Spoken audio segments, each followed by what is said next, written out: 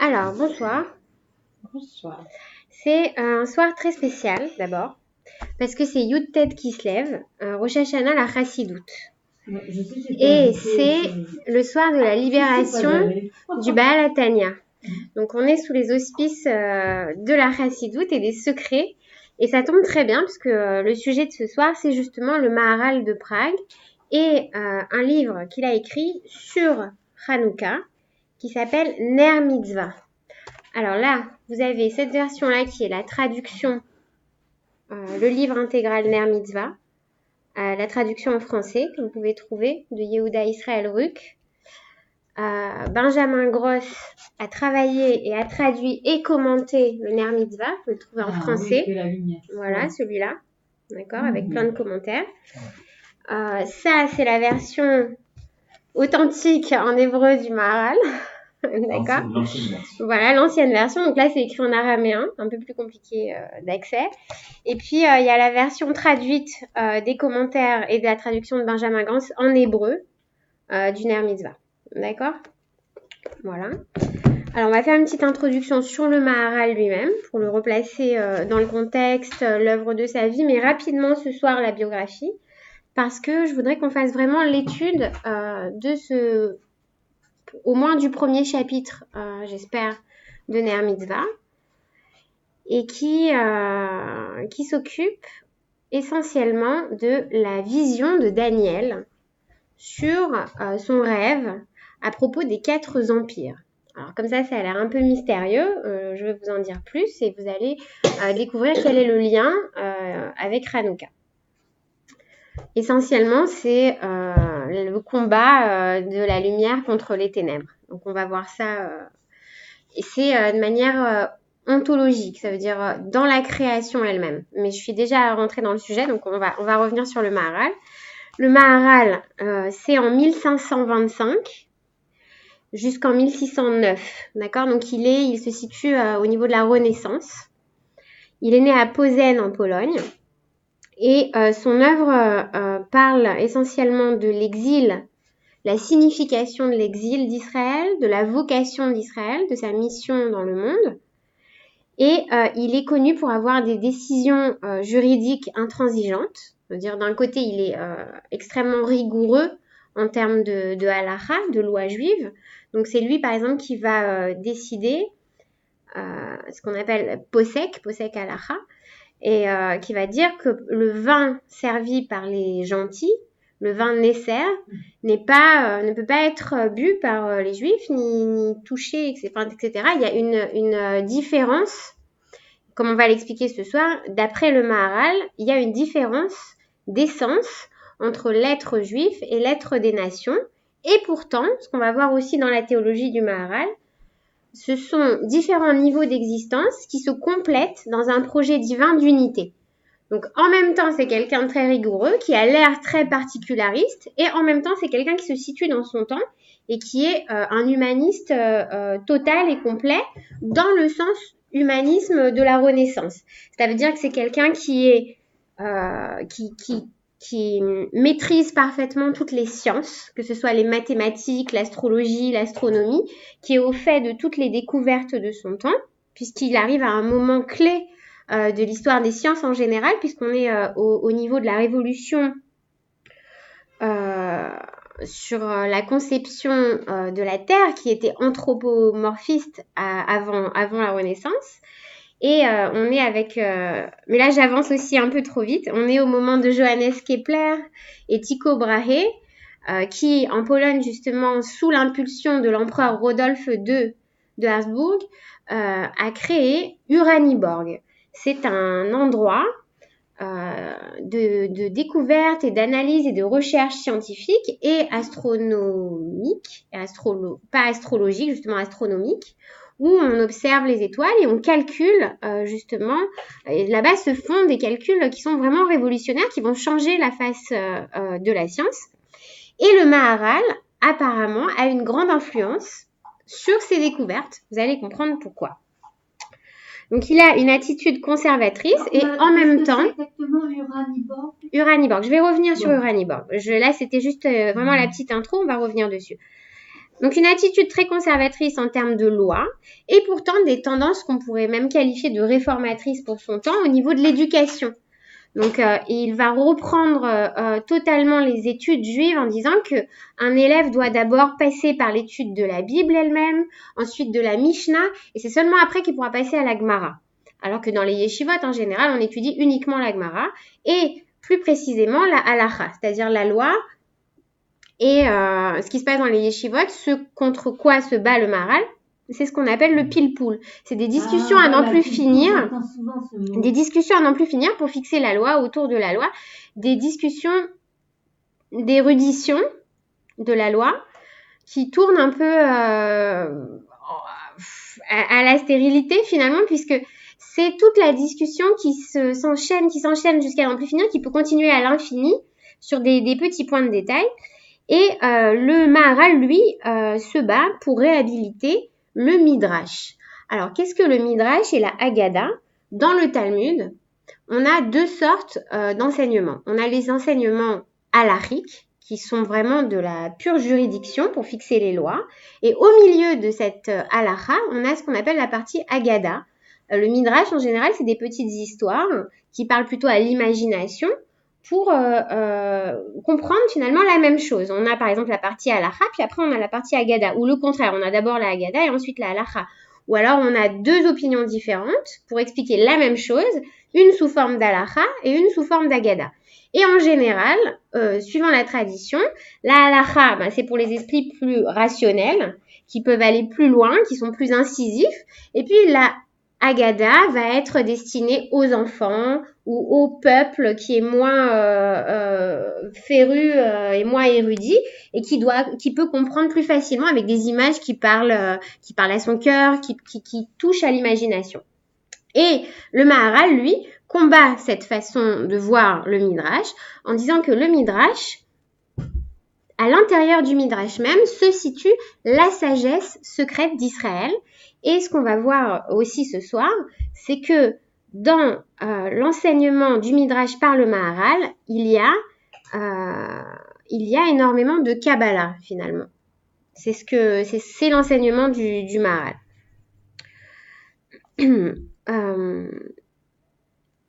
Il y a également dans la théologie du Maharal une pensée de l'alliance des contraires. Donc ça, on va rentrer dedans aussi. Il semblerait qu'il y ait des paradoxes. Donc comment est-ce que, comme je vous ai dit tout à l'heure, par exemple sur le rôle, sur Israël et les nations. Donc on entre dans la pensée du Maharal et on a l'impression qu'il est très dur, qu'il fait vraiment une distinction presque d'existence entre l'existence d'un juif et l'existence d'un non-juif, comme s'il les mettait pas sur le même plan. Et puis ce paradoxe se résout d'une certaine manière par la complémentarité et par l'alliance des contraires. On va voir comment. Il y a chez le Maharal une véritable dialectique. Donc Rabbi Yehuda ben Betzalel Levi, né en 1525 à Posen, grand érudit talmudique.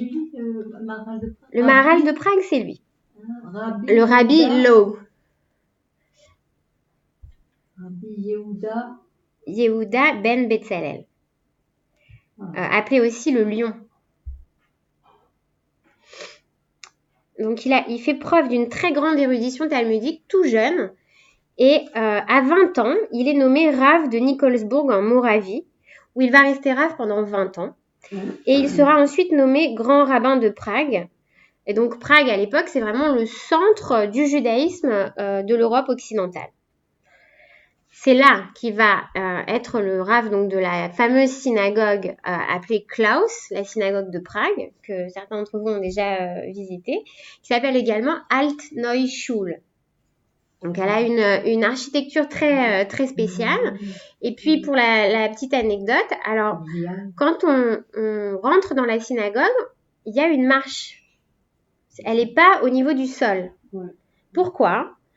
Parce que il y avait une loi qui disait que les synagogues n'avaient pas le droit d'être plus élevées que les églises à Prague. C'est comme les Arabes. Et pourtant, la synagogue, alors les architectes ont rusé en faisant une synagogue plus grande, mais en comptant dessous le niveau du sol. Donc, elle est pas au niveau de la terre, elle est plus bas. Ensuite, il y a le grenier de la synagogue, Elle s'appelle Alt-Neuschul, Klaus. Ah, voilà. Ancienne, nouvelle synagogue. Ça, je Voilà, connais. Alt-Neuschul. Alors, Alt-Neuschul, il y a différentes explications sur ce nom. Alors, Alt-Neuschul, c'est la vieille nouvelle synagogue. Pourquoi? Parce que c'était la vieille synagogue, il y a eu un incendie et elle a été reconstruite. Donc, c'est la vieille nouvelle synagogue. Mais ça fait référence aussi au livre de Herzl, Alt-Neuland, d'accord, le vieux nouveau pays, quelque chose qui revient. Et puis, on peut aussi entendre dans ce nom Altnai.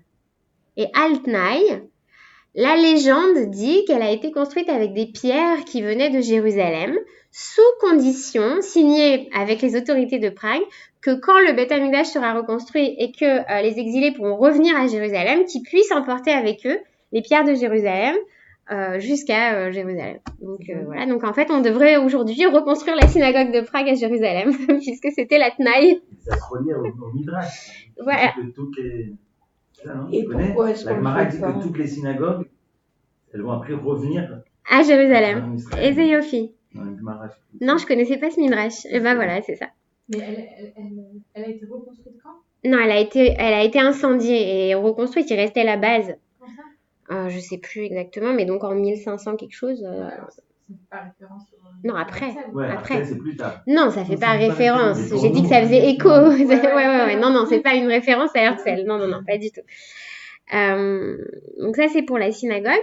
Le grenier de la synagogue est fermé et interdit d'accès. Et la légende raconte qu'il y a dans ce grenier les restes du golem. Donc pourquoi le golem? Parce que le Maharal de Prague est connu pour être celui qui a créé le golem, donc ce fameux être d'argile qui avait été créé par le Maharal, qui était, on disait qu'il avait la maîtrise des noms de Dieu, et il avait écrit sur le front du golem le nom de Dieu pour le faire habiter par un souffle divin.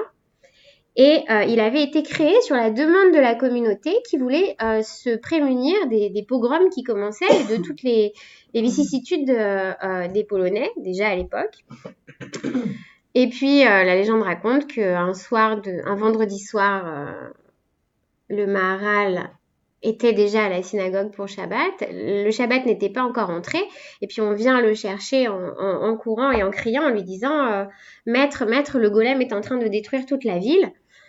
Normalement, le Shabbat, il l'arrêtait. Et ce Shabbat-là, je crois que c'était la veille de Yom Kippour ou quelque chose comme ça, il avait oublié de l'arrêter. Et voilà que le golem, sans maître, commençait à détruire la ville puisque c'était le précurseur du robot. C'est aussi ce qui va donner tous les mythes comme Frankenstein, etc., qui va inspirer Mary Shelley. Et le Maharal à court demande au golem de s'agenouiller et efface C'était marqué sur son... Alors, il y a différents midrashim. Il y en a un qui raconte que c'était marqué « Emet » sur son front. Et donc, il a effacé le Aleph du début et il restait que « Met ». Et le golem est tombé en poussière. Et cette poussière est enfermée dans le grenier. Il y a une autre légende qui raconte que les nazis ont voulu forcer la porte et ne sont pas rentrés. N'ont pas pu rentrer et que jusqu'à aujourd'hui, la porte est scellée et que les restes du golem sont toujours là-bas. Donc, je sais pas, vous êtes allés voir. Et pourquoi les Allemands ont voulu forcer la porte? Parce qu'ils voulaient trouver les secrets. Eux aussi, ils avaient ce projet de fonder et de créer un surhomme. C'est toute cette histoire de... Eh oui. Et alors, il y est toujours? Cette volonté de puissance, on va voir, il y a un rapport avec ce qu'on va étudier ce soir. Il y est toujours, paraît-il. Donc, vous me direz, moi, j'y suis pas allée. Dans le grenier de cette synagogue? Dans le grenier de cette synagogue. J'ai un cousin qui habite à Prague, je vais y aller. Si vous ne pouvez pas aller jusqu'à Prague, je vous conseille d'aller la voir. Elle est en modèle réduit au musée de la diaspora, au Bet Atfutzot à Tel Aviv. Elle est là-bas. Vous pouvez voir la synagogue. Top. Donc ça, c'était la petite histoire. Il a pour les élèves les plus connus du Maharal de Prague, c'est Rabbi Yom Tov Lipman Heller, qui sera l'auteur de Tosfot Yom Tov sur la Mishnah, et de Rabbi David Gans. Rabbi David Gans, qui est non seulement un grand talmudiste, mais également un grand scientifique, un grand mathématicien, qui va, sur l'impulsion du Maharal, aller justement travailler à Uraniborg avec Tycho Brahe. Et donc David Gans va faire partie de l'équipe de recherche là-bas des chercheurs. Et on dit qu'il applique les méthodes de recherche du Maharal, influencées par la Kabbale. Donc la Kabbale du Maharal, elle vient du Zohar et du Sefer HaYetzirah. Puisque à son époque, il y a déjà l'école de Sfat, mais la Kabbale du Harim n'est pas arrivée jusqu'au Maharal. Donc c'est une Kabbale plus ancienne dans laquelle prend ses racines le Maharal. On l'appelle le pilier de fer, le souffle de vie, la merveille de l'époque. Et puis, il vit à la même époque que Rabbi Shimon Luria, le Maharsha, et Rabbi Meir, le Maram. Donc c'est un humaniste accompli. Il va rencontrer, quand il sera grand rabbin de Prague, il va rencontrer en 1542. Il va y avoir une rencontre très importante. Il va rencontrer l'empereur Rodolphe II qui souhaite le rencontrer. Et c'est très novateur. D'habitude, l'empereur appelle... Enfin, c'est le rabbin qui va voir l'empereur. Mais là, c'est vraiment l'empereur qui demande à voir le Rav.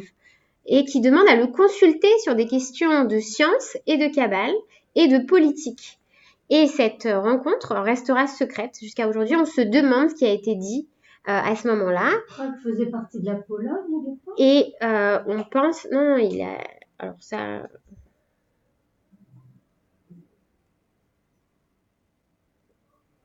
Lui, il bouge, donc il est né en Pologne. Ensuite, il enseigne en Moravie. La découpe d'aujourd'hui n'est pas la découpe de l'époque. Je ne sais pas exactement. Je sais que l'empire de l'empereur Rodolphe, il est assez vaste. Donc, il englobe certainement la Pologne et la Moravie et la Tchécoslovaquie et la Yougoslavie. Enfin, tout ce que... Voilà, je pense. Donc, cette visite secrète, le Maharal l'a acceptée essentiellement pour protéger sa communauté.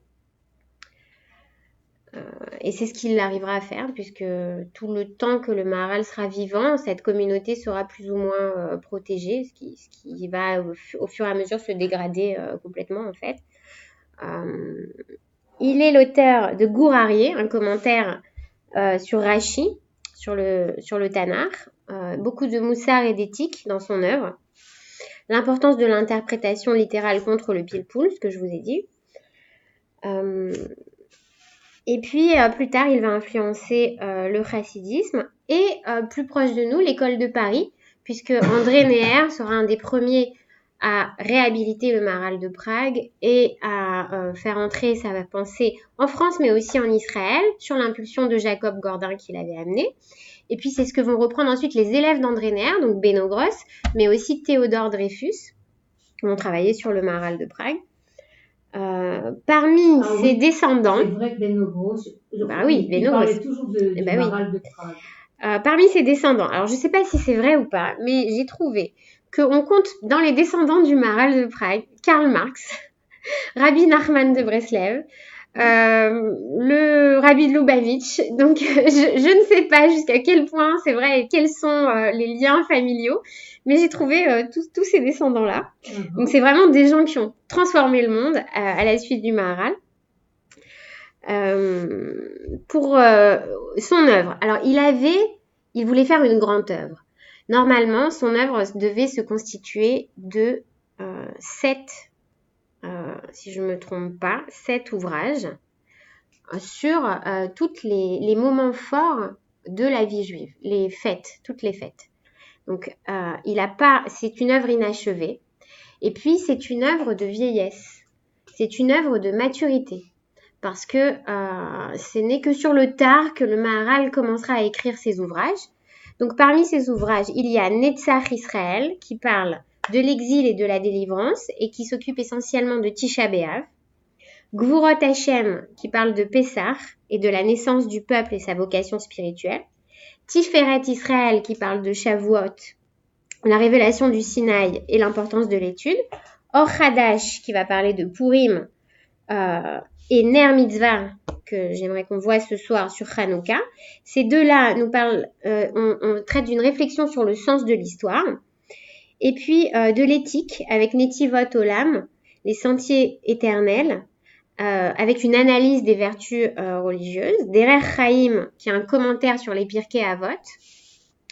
Sur le Midrash, on a les Chidushé Agadot, alors ce qui est assez énorme, parce que c'est un livre vraiment sur tous les Midrashim réécrits à la lumière du Maharal. Donc c'est vraiment une philosophie du Midrash, une sagesse du Midrash, entre philosophie et Kabbale finalement. Gour Aryeh, donc le commentaire sur Rashi, Ber Agola, le puits de l'exil. Donc ça, c'est le premier ouvrage qui a été traduit et commenté par André Neher, le puits de l'exil, et qui prend la défense du Midrash. Et puis, la signification sur l'histoire, le sens de l'histoire, l'idée divine et l'analyse des fêtes fondatrices. Donc, il n'a pas eu le temps de traiter de la fête de Sukkot, par exemple. Il ne faut pas oublier qu'on est donc, comme je vous l'ai dit, au XVIe siècle. C'est l'époque de la révolution astronomique. Donc, on était dans un anthropocentrisme depuis Ptolémée et Aristote. Et là, tout d'un coup, on a un retournement des choses. La Terre n'est plus plate, elle est ronde. Et en plus, elle tourne. Donc, ce n'est pas le centre du monde. L'homme n'est plus le centre du monde. Et le Maharal, pour lui, il y a une signification théologique aux découvertes scientifiques. C'est une manière de voir l'histoire, les événements et la science et les sciences profanes à la lumière du judaïsme et plus profondément à la lumière de la sagesse juive, de la Kabbalah. Et c'est là qu'il va opposer justement la pensée juive à la pensée grecque.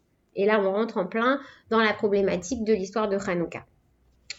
Donc c'est aussi une époque où on a déjà l'école de Sfat, qui se crée donc à Sfat, avec les premières révélations messianiques, donc des faux messies avec David Rehouveni, Shlomo Molcho.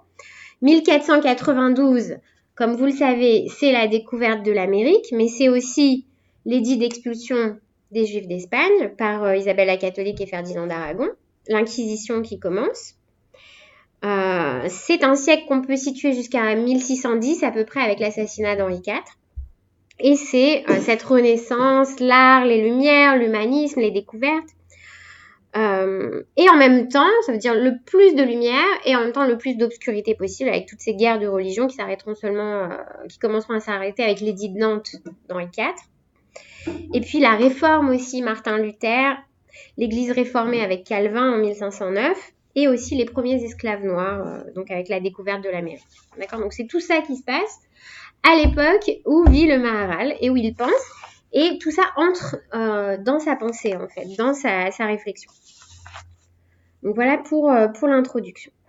Alors, Ner Mitzvah. Il me semble également qu'une partie de ses écrits, on les a perdus. Donc c'est pas qu'il n'a pas fini, mais selon certaines explications, on a simplement perdu une partie de ses écrits. Je sais pas. Il voulait faire beaucoup de choses et il a vécu assez vieux quand même. Et d'ailleurs, c'est intéressant de voir que la statue qui représente le Maharal qui a été érigée devant l'hôtel de ville à Prague, qui est sur le livre, là, effectivement, celui-là.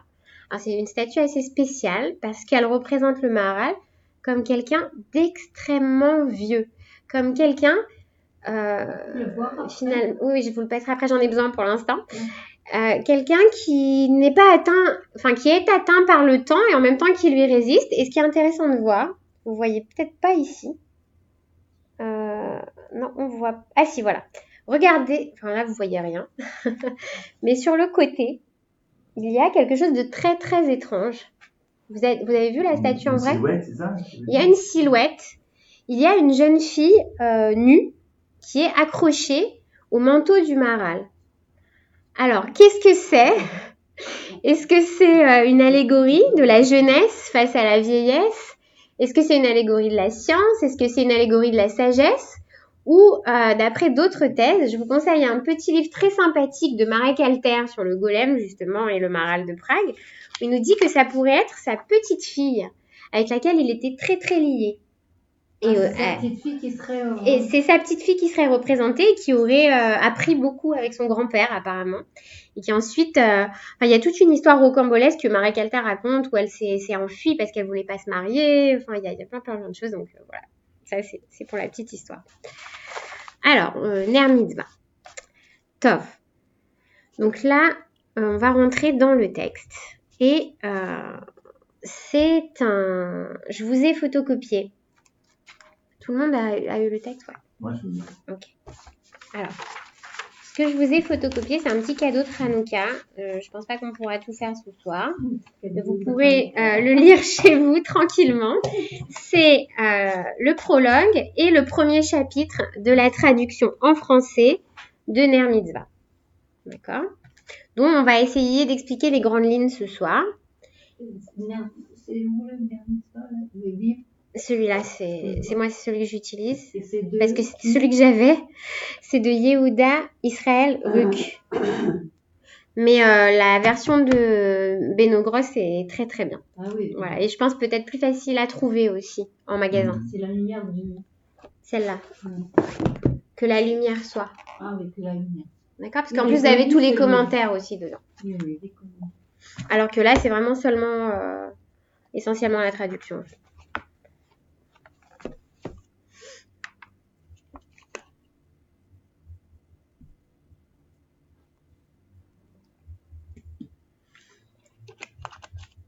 Alors, c'est dans ce livre, on a vraiment un exemple de la méthode de travail du Maharal de Prague. Pourquoi? Parce qu'on a un texte qui se base d'abord sur un extrait de la Torah, du texte biblique. Donc, il parle de la vision de Daniel dans le livre de Daniel, d'accord? À partir de cette vision, il va chercher le Midrash Rabbah qui commente cette vision. Et le Maharal de Prague va relier les deux textes et va nous expliquer le sens caché du texte biblique à travers le Midrash, ok, qu'il commente. Et puis on a une deuxième partie qui va nous parler des lois de Hanouka. Donc ça, on en parlera pas. Je pense qu'on n'en parlera pas ce soir. Je pense que le Rav Cherki en parlera quand il viendra faire un cours. Et puis vous avez peut-être...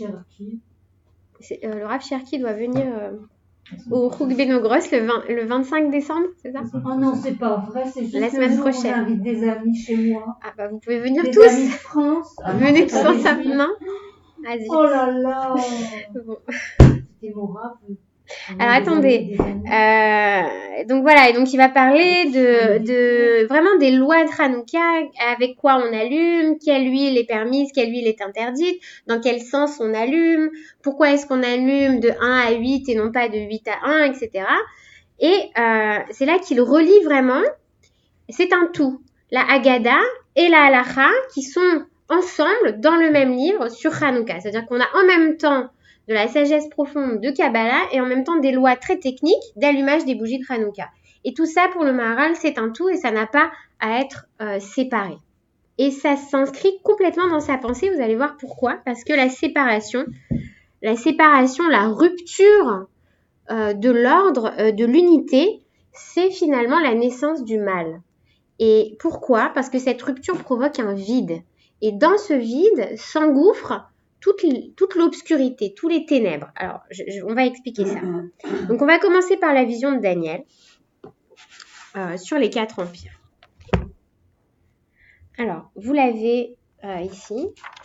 Si vous voulez, on peut le lire avec le texte que vous avez. Ça sera plus facile. Comme ça, vous pourrez suivre.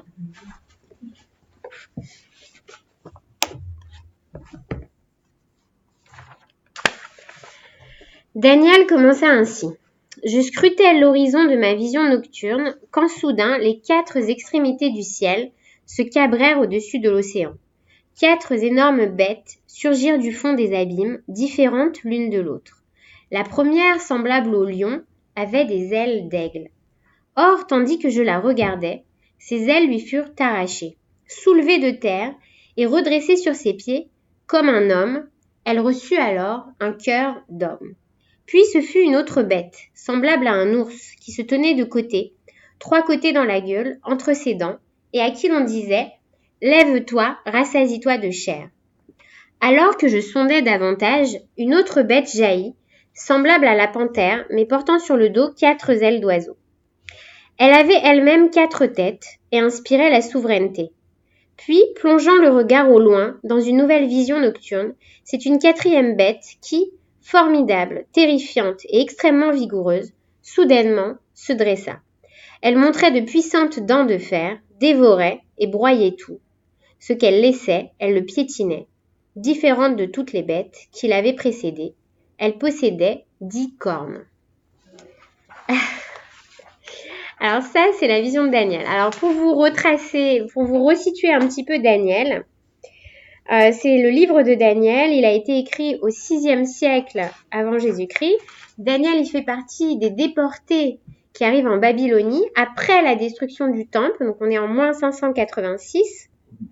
Et puis dans son livre, il y a des prédictions énigmatiques, des visions. C'est un prophète, des visions fantasmagoriques qui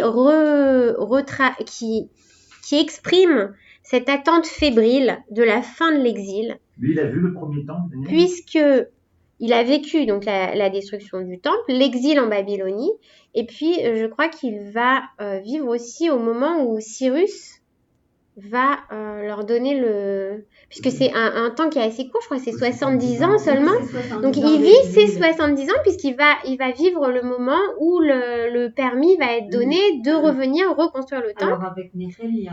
Donc c'est quelque chose qui est assez spécial pour Daniel. Il vit les deux choses. Daniel, il est connu parce que c'est lui qui il est déporté avec ses amis, Hanania, Michaël et nous, le troisième. D'accord. Nous, j'ai oublié le troisième, le pauvre. Non, les 3 amis. Bon, enfin bref. C'est l'histoire où on menace Daniel d'être jeté dans la fournaise et puis il est protégé par Dieu et il sort indemne de la fournaise. Donc c'est vraiment... ensuite, il sera protégé par le roi d'après, qui le reconnaîtra. Il sera proche du pouvoir et il sera consulté en tant que prophète. Et il aura donc toutes ces visions qui concernent la fin de l'exil.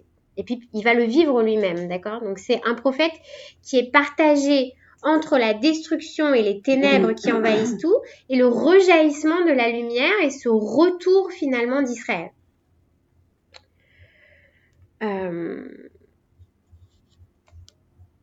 Donc là, ce qu'on a dans cette vision, c'est ces 4 bêtes qui surgissent, qui combattent, qui viennent comme ça agressifs de l'océan et qui correspondent aux grands empires terrestres et à la prise du pouvoir de différentes manières.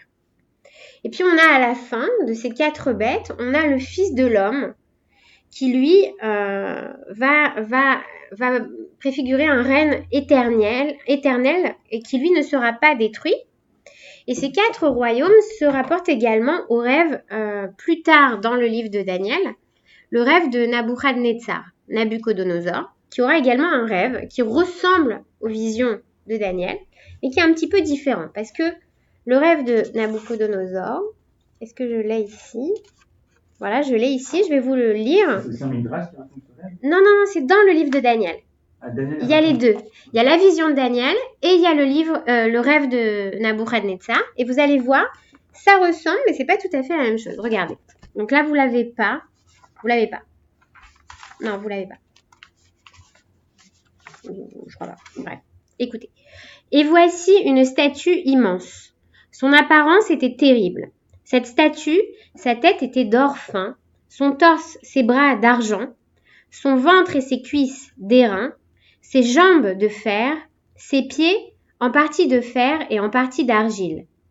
Tu la contemplais quand une pierre s'est détachée sans l'aide d'aucune main.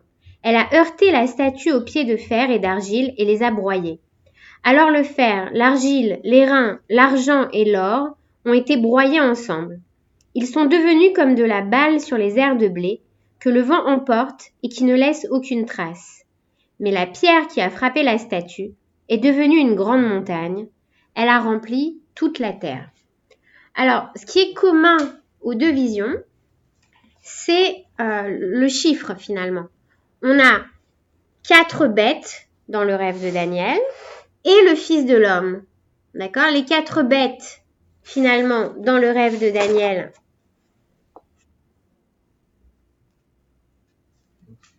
Le lion,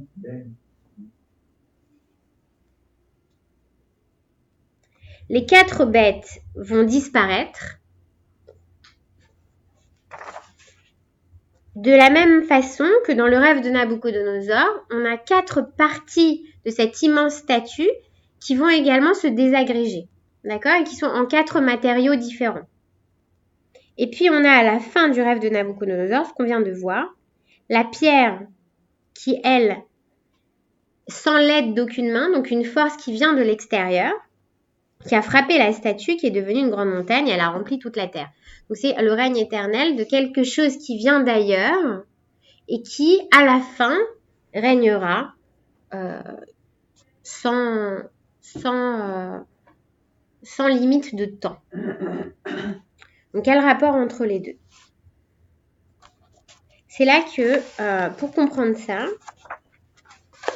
le Maharal nous dit qu'il faut aller voir le Midrash, qui va nous éclairer sur ces choses qui ont l'air vraiment terrifiantes, fantasmagoriques et puis vraiment incompréhensibles.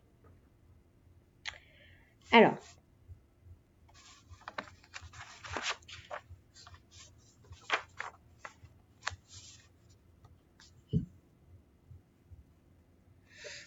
je vais vous lire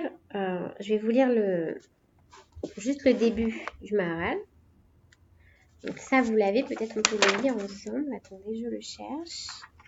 Je sais pas si c'est exactement la même chose que vous avez. Le truc, c'est que j'ai 2 versions différentes et que j'utilise pas la même version que vous. Donc c'est pas grave. Top, regardez. Nul doute que ces empires, au nombre de 4, établis par le Saint béni soit-il, ne sont pas le fruit du hasard, mais correspondent à l'ordre nécessaire voulu par Dieu pour sa création. D'accord? Donc, il rattache ces 4 bêtes à 4 empires qui vont se manifester au cours de l'histoire d'une manière ou d'une autre et qui vont avoir une influence sur l'existence d'Israël. D'accord? Et ce n'est pas par hasard qu'il en distingue seulement 4. Pourtant, au cours de l'histoire, il y a eu beaucoup d'empires. D'accord? Pourquoi seulement ces 4-là? Correspondent à l'ordre nécessaire voulu par Dieu pour sa création. On est en conséquence en droit de s'interroger sur la spécificité de ce nombre. Pourquoi 4 empires précisément? Pour répondre à cette question, examinons le récit de la Genèse. Selon le Midrash, le texte ferait d'emblée allusion au caractère nécessaire de ces 4 empires. Et voilà le verset que le Maharal nous rapporte. C'est vraiment le verset du premier livre de la Genèse dans Bereshit. Et lequel c'est? C'est Genèse 1, verset 2. La terre était désolation et chaos. Haaretz haïta tohu vavohu. Les ténèbres sur la face de l'abîme et l'Esprit de Dieu planait sur la face des eaux. Merachefet al pnei hamayim. C'est dans Bereshit. Alors, ensuite, donc dans le Midrash, on a l'explication talmudique, d'accord? Dans Genèse Rabbah, regardez la suite. Voilà comment c'est marqué.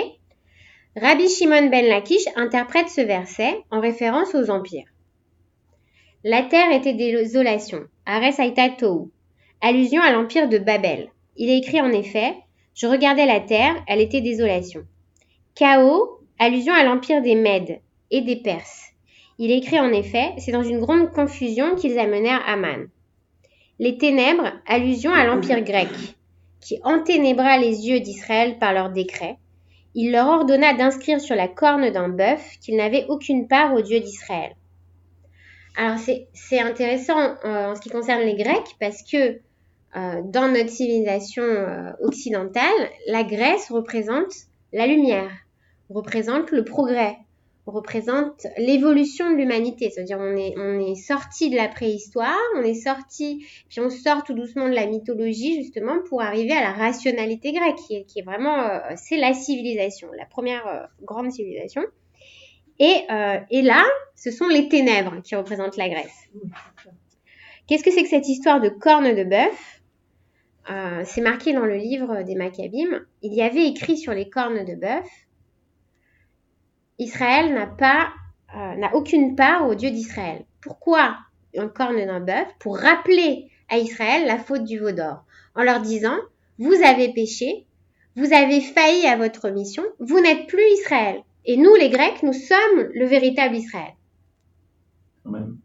Oui, vas-y. C'est Shor et Egel, c'est pas exactement. Ouais. Non, Pas- mais c'est pas exactement la même lettre. Mais bon. Ouais, mais c'est un pérouge de Exactement. l'Agmara là-dessus. Quoi? C'est un pérouge de l'Agmara là-dessus. Ok. Tu verras, il y a cette explication-là. Ok. Il rapproche les deux. Shor et Egel. Ouais. La face de l'abîme. Allusion à l'empire du mal, insondable comme l'abîme. Donc là, c'est Édom. Comme l'abîme, les méchants sont insondables. Donc Édom, ça va être, suivant différents commentateurs, ça va être Rome. Ok? Et l'esprit de Dieu planait sur la face des eaux. C'est l'esprit du roi Machiar, comme il est écrit, et l'esprit de Dieu reposera sur lui. Par quel mérite cet esprit se rapprochera-t-il toujours davantage? Planer sur la face des eaux, par le mérite du repentir, de la teshuva, qui est comparée à l'eau, selon l'expression du verset, répand ton cœur comme de l'eau. Donc la teshuva qui, comme l'eau, peut entrer partout et peut venir à bout avec le temps, peut éroder les plus grandes montagnes. Et cette notion du temps est très importante dans la pensée du Maharal. C'est ce qu'on va essayer de comprendre. Attendez, je regarde en même temps. Voilà. Alors.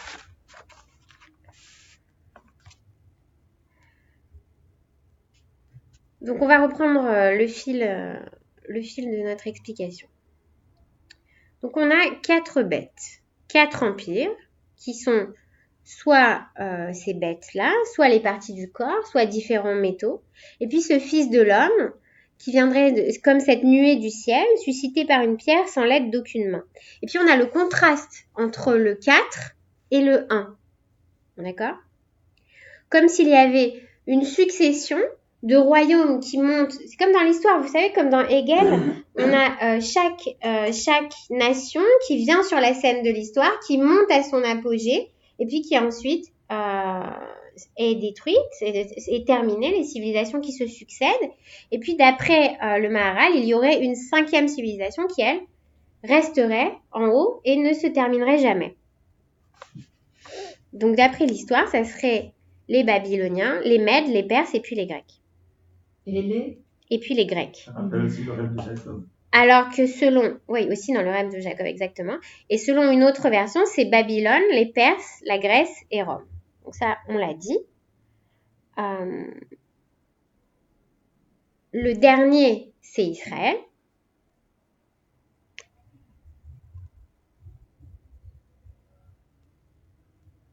Et ce qui se passe, c'est que ces 4 bêtes constituent des archétypes. Parce que la question qu'on a posée tout à l'heure, pourquoi 4 ? 4 parce que c'est différentes manières d'asseoir le pouvoir, la volonté de domination de l'homme, l'élan vital, pour parler comme Hegel ou comme Schopenhauer aussi, d'accord ? Cet élan vital de l'homme, qui n'est pas en soi quelque chose de mauvais, et qui est traité par le Maharal sous 4 types différents. En fait, le Midrash, en général, c'est une typologie des différentes sortes d'êtres ou de manières d'exister qu'on peut trouver dans l'humanité. C'est comme ça que marche le Midrash en général, et c'est la lecture que fait le Maharal des empires. Il dit, finalement, il ne s'attache pas à l'ordre historique des choses. Il n'y a pas que 4 empires, et c'est pas ça qui se passe dans l'histoire. Mais, suivant la typologie élaborée par le Maharal, si on prend ces 4 catégories-là, on peut les retrouver sous différentes formes dans l'histoire. Aujourd'hui, on pourrait regarder et dire, voilà, ça c'est les États-Unis, ça c'est la Russie, ça c'est la France, ça c'est l'Angleterre, par exemple. D'accord ? Et on retrouverait ces typologies qui se retrouvent. Alors, sous quelle forme ? Alors, attendez, je vais aller un peu plus vite. Voilà, sous quelle forme ? Je vais passer plein de choses, c'est pas grave. Ok. Donc les 4 empires, venez, on va regarder petit à petit. Donc par exemple, le premier c'est Babylone. Ok ? Babylone, regardez ce qu'on a lu tout à l'heure. Un lion. D'accord, voilà, exactement. On a lu un lion. 4 immenses bêtes montent de la mer. La première est comme un lion et a des ailes d'aigle. Je regardais jusqu'à ce que ses ailes lui soient arrachées. Elle se lève de terre, se dresse sur ses pieds comme un homme et un cœur d'homme lui est donné. Alors, qu'est-ce que c'est que ça? Il dit, c'est l'essence du vouloir. C'est la pulsion, c'est la volonté de puissance, le pouvoir et la domination. C'est ce que représente le lion. D'accord? C'est pas forcément quelque chose de mauvais en soi. Mais ce qui se passe dans ces empires-là, c'est qu'une seule valeur est érigée en absolu. Et comme ça devient exclusif et que c'est mené jusqu'à l'excès, ça devient mauvais et destructeur. D'accord? Donc, dans cette forme-là, cette volonté de puissance-là, tout ce qui résiste doit être soumis. Pas détruit, mais soumis. Ok? Donc ça, c'est le lion aux ailes d'aigle.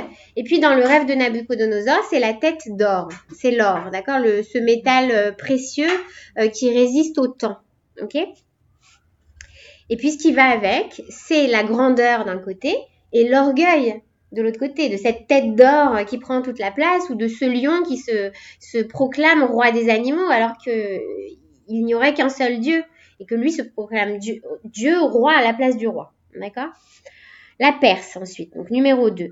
Donc, vous avez bien compris que quand je dis Perse ou Babylone, c'est pas forcément historiquement parlant quelque chose qui s'est passé, c'est plutôt vraiment une catégorie. La Perse, c'est l'appétit matériel.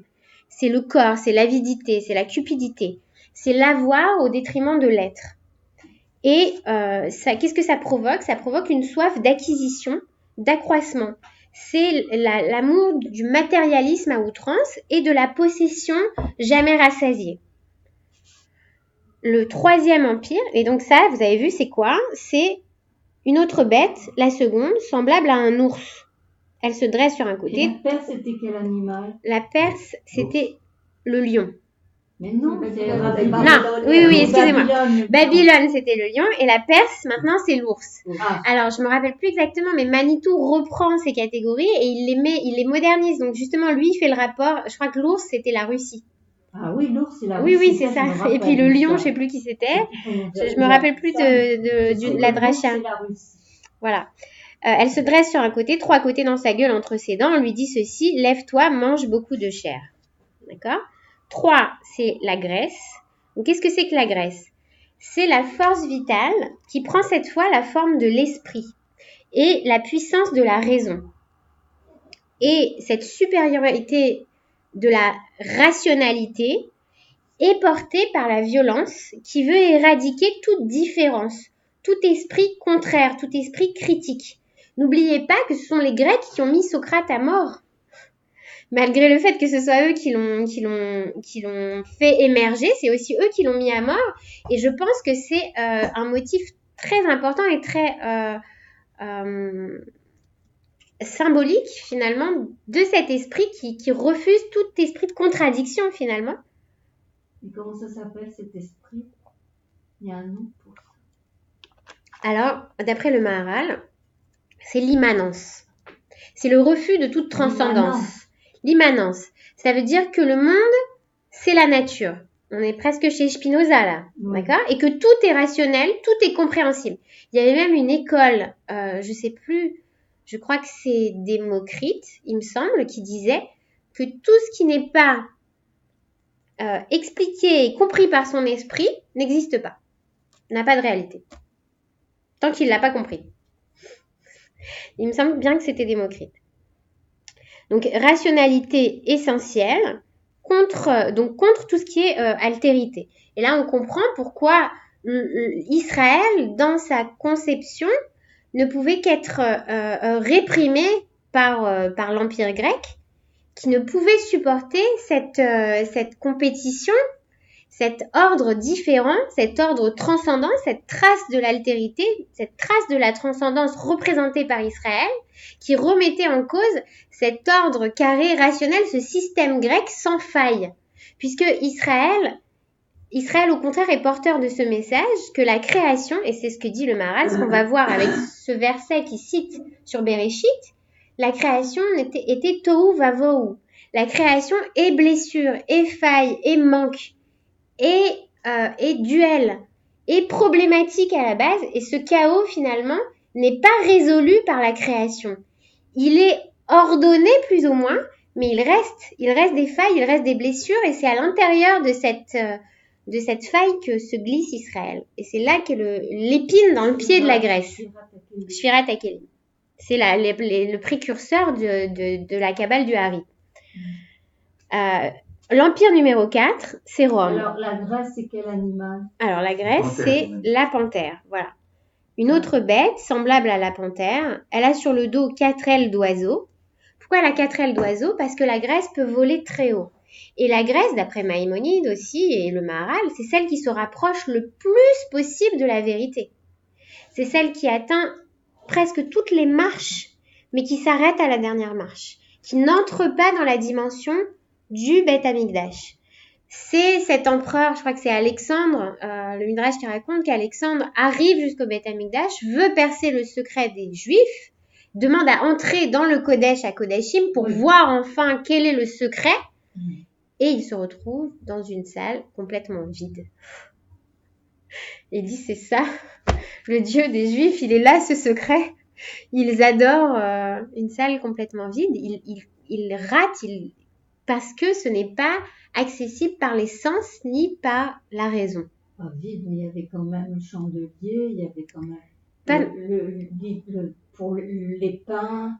Dans le Kodesh à Kodashim. Ah oui. Et puis c'est ce midrash aussi rapporté dans le Puits de l'Exil par André Neher qui dit qu'il y avait 3 palmes.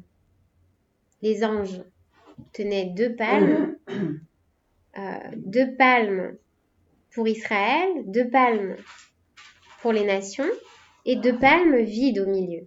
Et qu'est-ce que c'est que ce vide? C'est justement cette présence-absence de Dieu qui permet la relation entre l'un et l'autre.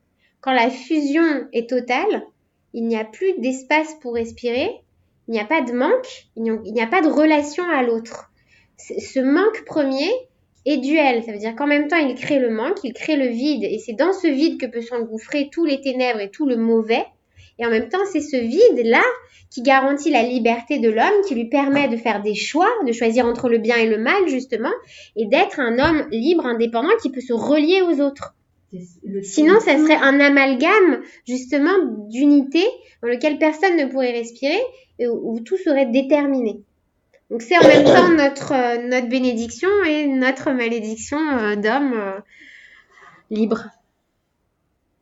Rome, le 4e empire. Alors, le 4e empire, c'est l'hégémonie. C'est la domination qui, cette fois, se fait agressive.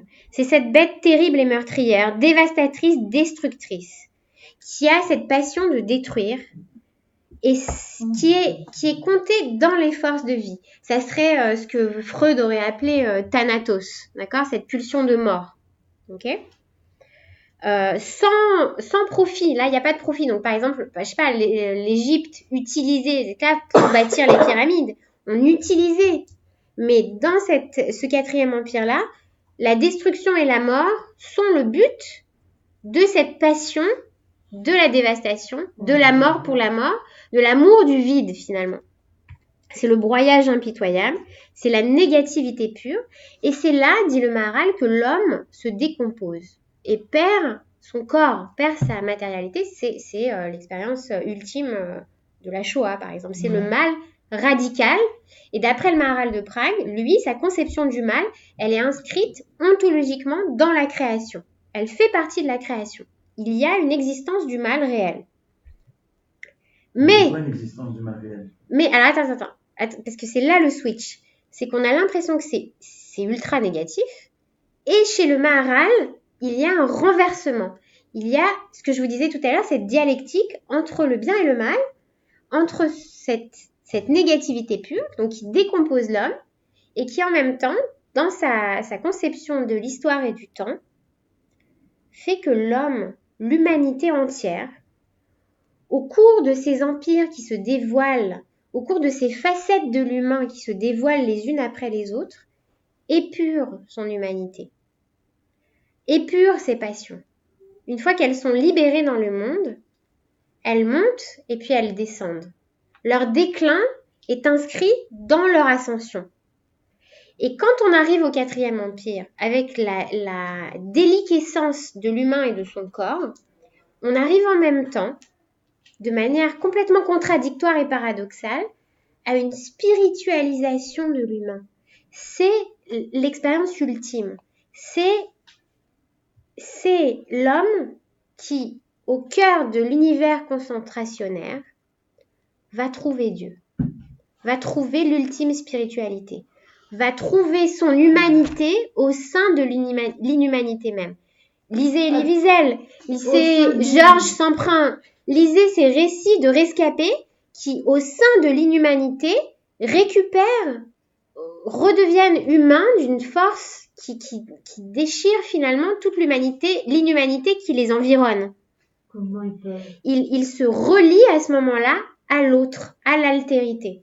C'est la transcendance. C'est la transcendance. Ça veut dire c'est ce qui les rattache à un ordre différent que l'ordre immanent, que l'ordre de la nature, que l'ordre du corps finalement et du matériel.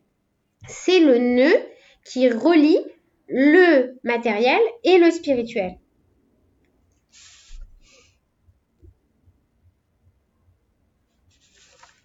Je comprends que ça soit difficile à comprendre, c'est très difficile à comprendre, c'est très difficile à expliquer aussi, c'est très métaphysique, mais je vais vous donner une autre manière de comprendre.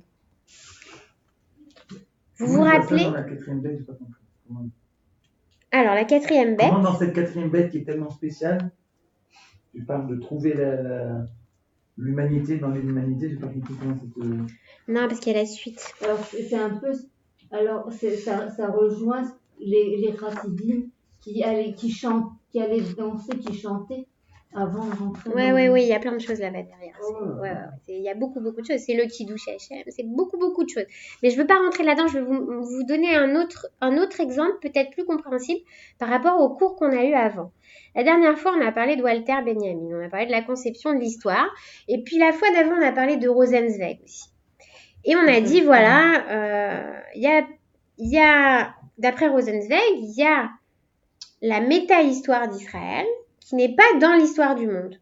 Israël est dans une petite bulle sacrée en dehors du monde qui est rythmée par son Shabbat, par ses fêtes et qui le protège et fait de lui quelque chose d'éternel qui n'est pas dans le temps finalement des nations. D'accord ? Et pour Rosenzweig, les deux temps ne se rencontrent pas. C'est comme deux parallèles. D'accord ? Eh bien, pour le Maharal, ce n'est pas le cas. Il y a une méta-histoire, d'accord, ou un projet divin, si vous voulez, en d'autres termes, qui commence avec la création et qui est un projet messianique. Ça veut dire que tout ce qui se passe au cours de l'histoire a un sens. Et ce sens-là, c'est le sens du dévoilement du divin sur terre et la création d'un homme, de l'humain, de l'homme plus humain. En fait, ce qu'explique le Maharal, c'est que Adam Arishon, il était lui complètement relié au divin et à Dieu, et que c'est quelque chose qu'il a perdu en sortant du jardin d'Éden. Cette perte première, ce manque-là, c'est maintenant l'aventure humaine à travers le temps de l'histoire normale, l'histoire des nations, l'histoire avec les nations, d'Israël avec les nations, qui au fur et à mesure raconte cette histoire d'un homme qui cherche à retrouver cette relation au divin, cette unité primordiale. Mais c'est pas un retour à l'origine, puisqu'il va pas redevenir Adam Arishon, c'est pas possible. Mais ça, c'est André Neher qui explique ça, et apparemment, c'est une source dans la Gemara. Il y a une différence entre Adam, l'homme, d'accord, l'humanité, de manière générale, c'est un générique, on ne sait pas qui c'est, et Ha-Adam, l'homme particulier. Et c'est ça toute l'histoire de l'évolution de l'humanité, c'est ça sera ça ma chère, ça sera quand enfin tous les hommes pourront être hommes, les uns avec les autres, sans se tuer les uns les autres, en se respectant les uns les autres, et en même temps, sans être fondus les uns avec les autres. C'est-à-dire une unité qui soit... La question que pose le Maharal, la question philosophique qui l'intrigue, c'est comment est-ce que c'est possible que dans le monde, il y a à la fois la notion d'unité et la multiplicité. Comment ça peut marcher l'un avec l'autre, alors que ça a l'air d'être deux contraires. Et ce qu'il explique, c'est que ce ne sont pas des paradoxes. C'est que la multiplicité, c'est comme un puzzle qui est l'unité elle-même. Et ce qui est le ciment de cette unité, c'est la transcendance, c'est le divin, c'est l'air, c'est le vide qui circule entre les gens, entre les nations, entre les collectifs et qui les sépare. Le Maharal parle de l'importance des limites. Il a quelque chose de très hégélien, d'accord, et aussi de très nationaliste. Si on veut le comparer à un autre penseur, on va le comparer au Kuzari, par exemple, Rabbi Yehuda Halevi, d'accord. Il parle de la différence d'existence qu'il y a entre Israël et les nations. Il parle aussi de l'élection d'Israël. Il dit que c'est un problème parce que les nations ne comprennent pas cette élection. C'est pour ça qu'il y a de l'antisémitisme, etc., etc.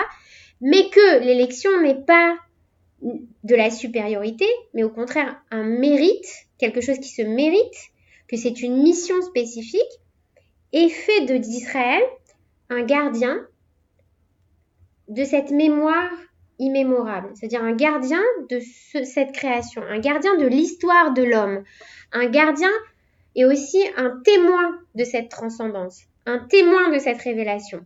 Il est lui-même finalement, comment on appelle ça, plus qu'un témoin, plus qu'une trace, il est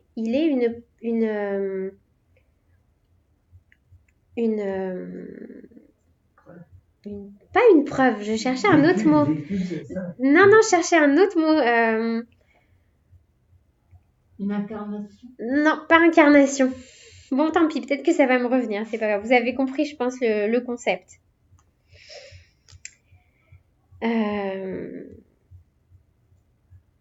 Qu'est-ce qui reste à expliquer? Attendez. Bon, évidemment, je ne suis pas rentrée dans les détails. Je vous ai sauté beaucoup de choses. Il y avait beaucoup plus de choses, mais je vous ai donné les grandes lignes pour que ça soit quand même assez clair.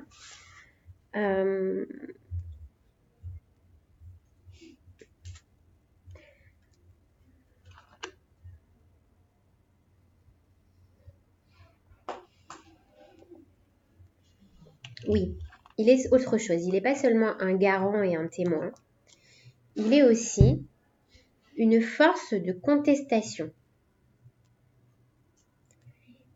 Dans les temps de totalitarisme, de tyrannie, d'impérialisme justement, dans les régimes où une valeur est érigée, Israël est ce petit village d'irréductibles qui, par sa vocation, par sa présence, rappelle la relation vivante à l'un et à l'autre, à l'altérité.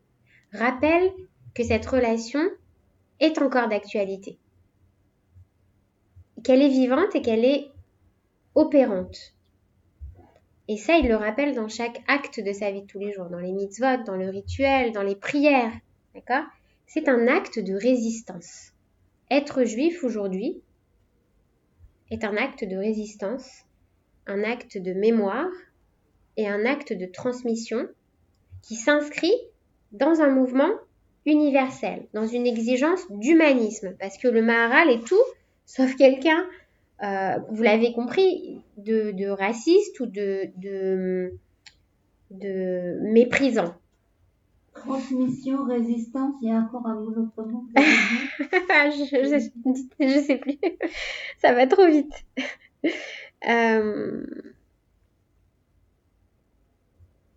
Non, j'ai pas. Il y avait 3. J'en ai 2. Quel est le troisième? Ce à quoi on veut arriver, c'est à une communauté humaine où cette relation serait vivante. D'arriver à mettre, alors dans la théologie du Maharal de Prague, Israël, la particularité d'Israël, c'est de mettre la transcendance, c'est une théologie. D'accord ? C'est un régime théologique qui met la transcendance au sein de son existence. Ah oui. Et donc ça serait de créer une communauté autour de ça, une communauté humaine, dans le respect de l'altérité, par l'importance de l'irréductible. L'irréductible de Dieu renvoie à l'irréductible de l'homme. Ça veut dire que le respect des 10 commandements de l'unité de Dieu et de la proclamation de l'unité de Dieu, en miroir, proclame l'unité de l'homme, le respect inaliénable de ses droits fondamentaux d'être humain créé par Dieu et à l'image de Dieu, aussi unique et original que le Créateur lui-même, dans sa dimension créatrice. Donc c'est un message qui est très très humaniste justement dans ce sens-là. Et puis peut-être le développement d'une conception du pouvoir différente. Parce que le pouvoir et la volonté de pouvoir, cette volonté de puissance, fait partie de la création, fait partie de l'être de l'homme. On peut pas être homme sans cette volonté de puissance qui nous fait créer, qui nous fait avancer, qui nous fait imaginer, d'accord ? Mais ce serait trouver une société qui développerait le pouvoir non pas par l'affirmation de la puissance, mais peut-être un pouvoir qui soit au service de cette humanité. Donc peut-être à travailler sur le concept, je sais pas, dans nos conceptions modernes, qu'est-ce qu'on a comme exemple, quelle piste on pourrait suivre qui aille dans ce sens-là. Tikkun Olam. Aussi, oui, évidemment, on est dans cette conception-là des choses, mais vraiment tachlès, au niveau de la technologie, peut-être de l'Internet, de cette relation aux gens qui soit immédiate, au-delà des barrières, au-delà des limites, et qui apporte à chacun le savoir, sans volonté de puissance, dans cette démocratisation finalement du savoir. Il pourrait y avoir là-bas des choses dans cette vision d'un troisième temple qui soit technologique. Ça, après, peut-être vous pourrez inviter la Bénographe. Non, c'est des thèses qui sont sérieusement émises et racontées aujourd'hui. Après, vous pourrez inviter des intervenants là-dessus. C'est un sujet très intéressant. Donc, on veut instaurer une société ouverte sur la transcendance. Avec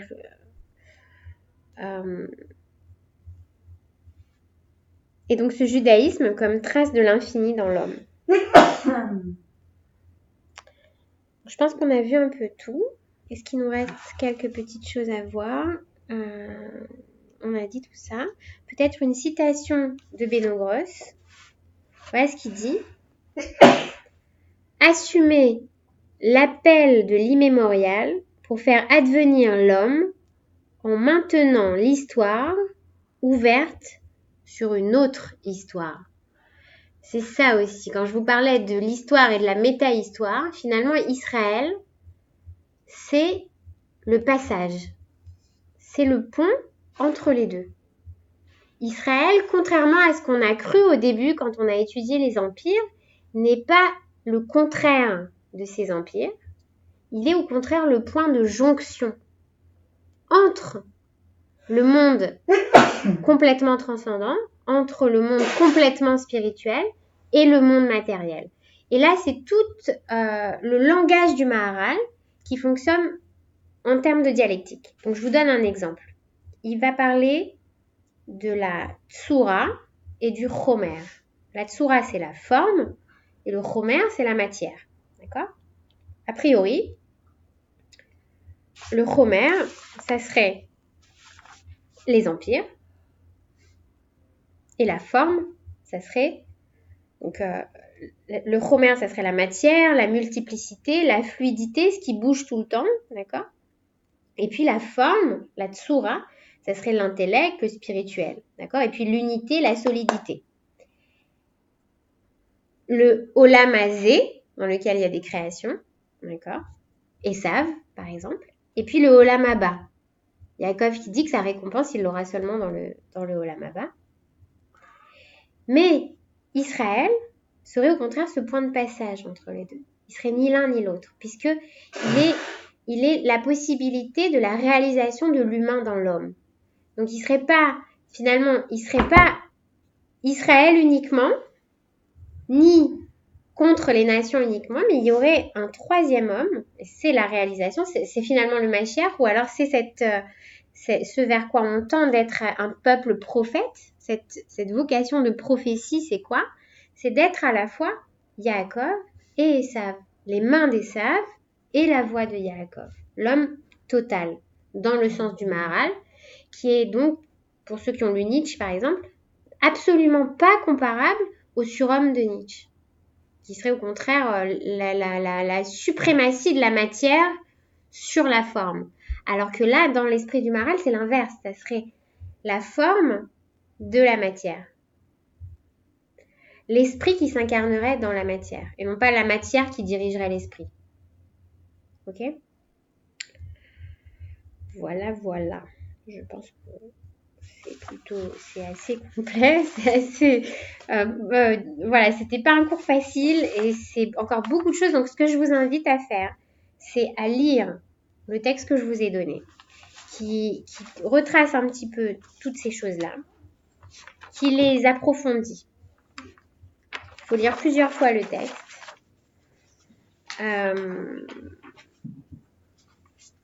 Je trouve que après le Maharal, celui qui se rapproche le plus de la pensée du Maharal, finalement, c'est le Rav Kook. Parce qu'il y a autant chez le Maharal que chez le Rav Kook cette pensée éminemment positive du sens messianique de l'histoire. Quels que soient les échecs, quelle que soit l'emprise que les empires peuvent avoir sur Israël, comme cette histoire de Hanouka, cette emprise grecque, cette domination grecque sur Israël, jusqu'au point où Israël ne pouvait plus respirer, jusqu'au point où il n'y avait plus d'huile dans le temple pour allumer la menorah, mais qu'il restait au sein de l'obscurité cette petite fiole d'huile, cette pensée éminemment positive que partagent le Maharal, Rabbi Yehuda Halevi dans le Kuzari et le Rav Kook dans Oroth, c'est que quoi qu'il arrive, le projet divin va se dévoiler et que l'homme est en route vers la connaissance de lui-même à travers sa relation au divin et au transcendant. Et que cette transcendance à l'intérieur de l'homme est irréductible et que aucune force matérielle qui vient de ce manque et de ce mal inhérent à la création ne peut effacer, ne peut écraser cette petite lumière qui brille au sein de l'homme. Même au sein du pire charnier, du pire état concentrationnaire, cette petite lumière-là continue de briller. Hanouka Sameach. Merci beaucoup.